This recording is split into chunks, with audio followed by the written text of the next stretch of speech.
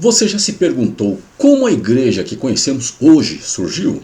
O que faz da igreja uma instituição tão fundamental para a fé cristã? Neste vídeo nós vamos explorar a fundo a fundação da igreja, desde as suas raízes proféticas e históricas até os fundamentos que sustentam a sua existência. E se você quer entender de onde veio a igreja e por que ela é tão importante, continue assistindo. Considerada profeticamente. Vamos começar pela perspectiva profética. No Antigo Testamento, Israel é descrito como uma espécie de igreja. Isso até pode soar de certa forma um pouco estranho, mas a palavra igreja vem do grego eklésia, que significa, basicamente, chamado para fora. Israel era visto como um povo separado, chamado por Deus para ser um exemplo entre todas as nações da terra. E essa ideia ela é reforçada quando, na tradução grega do Antigo Testamento, o termo consagração de Israel é traduzido como eclésia. Assim, Israel funcionava como a congregação de Deus. Mas o que aconteceu quando Israel rejeitou a mensagem de Jesus? Cristo previu a fundação de uma nova congregação, uma nova igreja, que continuaria sua obra na terra. E esta nova igreja foi estabelecida no dia de Pentecostes, conforme nós veremos a seguir. Agora vamos falar um pouquinho sobre a fundação histórica da igreja. O dia de Pentecostes é essencial e extremamente importante a partir deste ponto de vista aqui. Porque a igreja de Cristo ela foi oficialmente fundada e consagrada pelo Espírito Santo no dia de Pentecostes. E semelhante à forma como o tabernáculo foi consagrado pela glória de Deus, conforme registrado em Êxodo, capítulo 40, versículo 34, a igreja primitiva foi reunida e consagrada pelo Espírito Santo no cenáculo.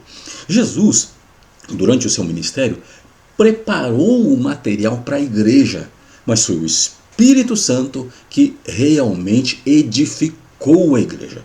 Assim como Davi preparou os materiais para o templo, mas a construção foi realizada por Salomão. Olha que interessante essa comparação. E Jesus ele preparou os discípulos, mas o Espírito Santo completou a edificação da igreja. Os apóstolos então, eles lançaram os fundamentos de organizar a igreja por meio da pregação e do ensino. Vamos pensar um pouquinho agora sobre o fundamento da igreja. E aqui nós queremos esclarecer um ponto muito importante. Qual é o verdadeiro fundamento da igreja? Em primeiro lugar, não é Pedro. Quando nós lemos Mateus, no capítulo 16, versos 15 a 18, Jesus está conversando com Pedro e diz que sobre esta pedra ele edificaria a sua igreja. E a confusão ela surge aqui.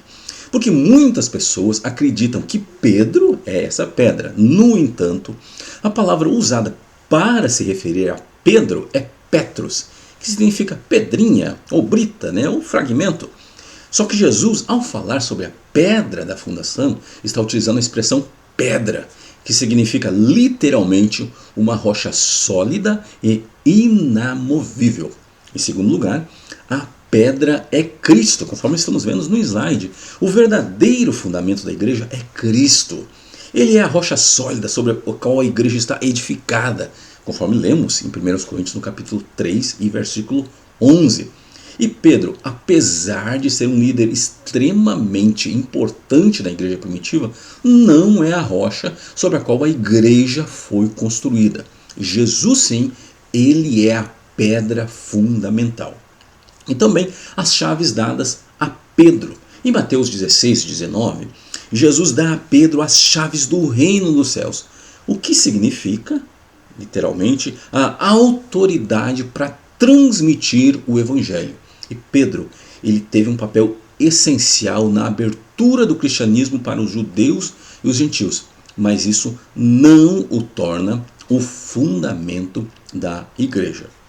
Vamos também pensar um pouquinho agora sobre a doutrina bíblica do fundamento da igreja. Finalmente, a gente precisa relembrar, revisar o que o Novo Testamento diz sobre o fundamento da igreja. O apóstolo Paulo, ele foi extremamente claro em 1 Coríntios 3 e 11, que diz: porque ninguém pode pôr outro fundamento além do que já está posto. E o qual é? Jesus Cristo.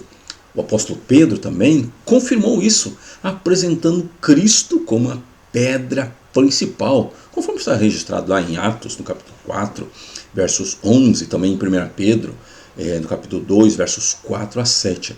E a teologia bíblica, tanto a teologia paulina quanto a petrina, concorda que Cristo é o fundamento eterno e imutável da igreja. E aí? Agora que você entende melhor como a igreja foi fundada e quem é realmente o seu fundamento, E aí? Agora você entende melhor como a igreja foi fundada e quem é realmente o seu fundamento? A fundação da igreja é um tema central para a nossa fé e compreensão de como ela funciona. E se você deseja se aprofundar mais, explorar outros aspectos da eclesiologia, fique atento aos nossos próximos vídeos. E se você gostou desse vídeo e quer acompanhar mais sobre teologia e eclesiologia, não se esqueça de se inscrever no canal e ativar as notificações para não perder nenhuma aula. Deixe seu comentário e compartilhe esse vídeo com amigos que também podem se interessar. Até o próximo vídeo, se Deus nos permitir.